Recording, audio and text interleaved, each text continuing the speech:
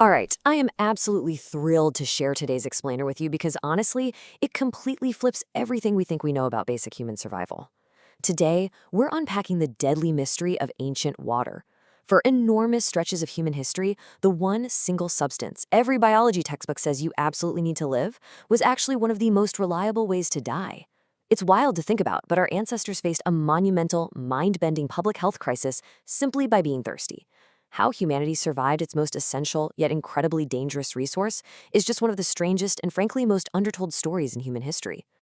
To really grasp the stakes here, I want you to drop yourself right into this visceral scenario. Picture it. It's 8000 BC. The sun is just blazing, your throat is completely dry, and there's a river maybe 20 feet in front of you. It's cool, it's clear, it's moving. Everything in your animal brain is screaming, "Drink me." But doing that, literally the most natural thing in the world, was a massive gamble with your life. You might drink from that river and be totally fine, or you might drink from it and 3 days later be dead in a ditch, dehydrated by the exact substance that was supposed to save you. Okay, let's dive into this, because this right here is the core mystery we're unpacking today. If drinking plain water was literally a spin of the roulette wheel for most of human history, how did our ancestors survive? How did they just get through the day? What makes this story so incredibly fascinating is the dramatic irony of it all. They somehow survived a catastrophic public health crisis without knowing a single thing about germ theory, bacteria, or viruses. To understand exactly why water was such a trap, you really have to think about the invisible assassins. We're talking cholera, dysentery, giardia, E. coli, or maybe a parasite egg whose entire life goal is to turn your intestines into a war zone. You see, to an animal, water is data. You can smell it, look at it, taste it, but you cannot see these pathogens. A stream that killed your cousin last week looks absolutely identical to the perfectly clean-looking stream that quenched your thirst this morning. There's no signal.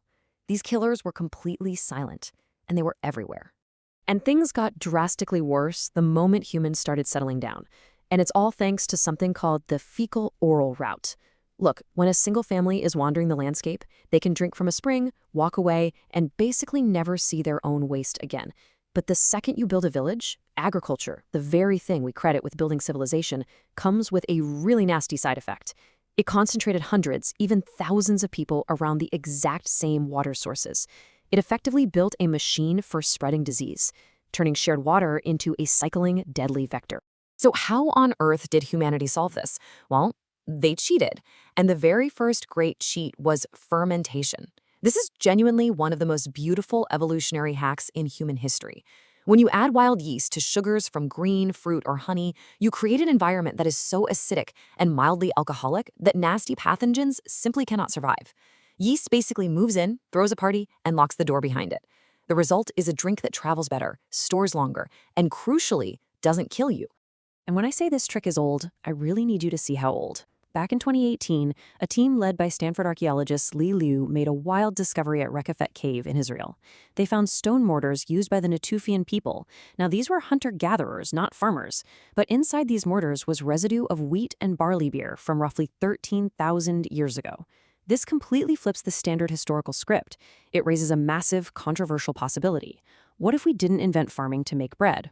What if we actually settled down and planted seeds primarily to make beer, a safe, storable, mildly buzzy drink? And this brilliantly illustrates that this wasn't just some isolated thing happening in the Middle East. If we map out the research of biomolecular archaeologist Patrick McGovern and others, a totally wild pattern emerges globally. In China, 9,000 years ago, they were fermenting rice, honey, and fruit. In the Americas, they made chicha from maize. In Africa, it was sorghum and millet beers. In Mexico, pulque from the agave plant. In Europe, mead. Completely independently, with zero contact between them, humans across the globe kept arriving at the exact same answer to the exact same deadly water problem. But here is where we have to ask a massive biological question. Fermentation explains the habit, sure, but why could humans specifically pull this off? I mean, ethanol is literally a toxin. In large quantities, it damages tissue, wrecks livers, and kills most animals that consume too much of it. So why didn't this biological hack that saved us from dirty water just poison us instead? Well, to answer that, we have to leave human history entirely. We have to zoom way, way out. Let me take you back 10 million years to a warm forest long before anything you'd recognize as a person even existed. Picture the common ancestor of humans, chimpanzees, and gorillas. This ape is facing a lean season. High up in the trees, food is incredibly scarce. But down on the warm forest floor, ripe fruit has fallen. And wild yeasts have drifted in. It's naturally fermenting. It's basically nature's first beer brewing itself right there on the ground. Now, for most animals, eating rotting, fermenting fruit is a dead end. They can't process the alcohol, so it just makes them sick. But in a stunning 2015 study, biologist Matthew Kerrigan traced a random, single genetic mutation in an enzyme called ADH4, alcohol dehydrogenase 4. Somewhere around 10 million years ago in our common ancestor, this exact protein, used to break down alcohol, got a tiny, completely random upgrade. And the impact of that tiny mutation? It made the ADH4 enzyme 40 times better at metabolizing ethanol. 40 times! That is a staggering metric. It meant that while rival animals went hungry or got sick from the rotting fruit, our ancient ancestor could literally just walk over, eat the boozy fruit, digest the alcohol, and extract those life-saving calories.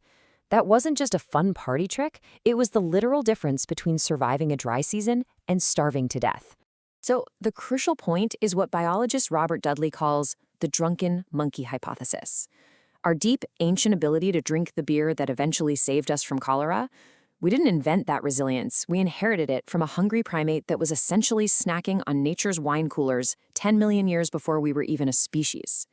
The biology of our deep past and the technology of our history click together like two halves of a key. But alcohol was really only half the escape route. After all, children needed safe hydration, and entire cultures avoided alcohol completely. So what did they do? Well, they utilized the second massive survival hack, heat. Boiling water kills the pathogens. We know that as a hard scientific certainty today. But just like with fermentation, ancient people had absolutely no idea why boiling worked. They just noticed that it did. So they built entire elaborate traditions around heating water. The most famous, of course, is Chinese tea, which goes back thousands of years. Think about it. To make tea, you have to start with a rolling boil. You are sterilizing your drink without even realizing it. The exact same logic applies to broths, soups, and herbal infusions. These practices were basically preventative medicine disguised as a delicious hobby, and they quietly saved an enormous number of lives purely by accident. Now, I want to quickly clear up some bad internet lore here. You've probably heard the myth that medieval Europeans never touched water and exclusively drank beer and wine because the water was too deadly. It makes for a great story, but historian Jim Chevalier and others have thoroughly debunked this. The fact is, medieval people absolutely drink plain water. They were highly observant and very practical. Even without science, they intuitively understood some water was foul, so they relied on trusted springs and deep wells and turned to brewed drinks when safe water wasn't available. They weren't just permanently drunk. What really stuns me is that all of this, the beer, the tea, the boiling, the trusted wells, was discovered completely in the dark. Nobody hanging out in Rakafet Cave 13,000 years ago knew about E. coli. They were running the single longest, largest blind survival experiment in human history. The rule was brutally simple: try things and notice who lives. Culture essentially became a memory bank for survival. Recipes and habits were passed down for generations because the people who followed them were the ones left alive to actually pass them down. Let's move to and see how this builds, because when you put all of this into perspective, the gap is just staggering. For over 10,000 years, humans engaged in correct, life-saving behavior entirely blind. It wasn't until the 1850s that London doctor John Snow finally traced a cholera outbreak to a contaminated Broad Street water pump. And it wasn't until Louis Pasteur and Robert Koch established germ theory in the late 1800s that we formally understood the invisible enemy. That is 10,000 years of correct behavior and only about 170 years of actually knowing why. So the next time you turn on a tap and clean, safe water just effortlessly pours out, really take a second to realize what a bizarre modern luxury that is. But there is a profound, lingering irony here. That mutated ADH4 enzyme didn't just save us from dirty water. It sits at the very root of humanity's entire tangled relationship with alcohol. The exact same ancient adaptation that kept our ancestors alive is currently the reason modern alcoholism exists, still dictating who lives and who suffers right now. Which brings us to a final, lingering thought.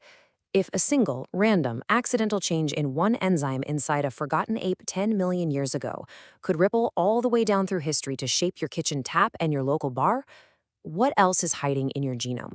What other ancient survival hacks are you carrying around right now, silently running in the background of your life? Stay curious and keep exploring.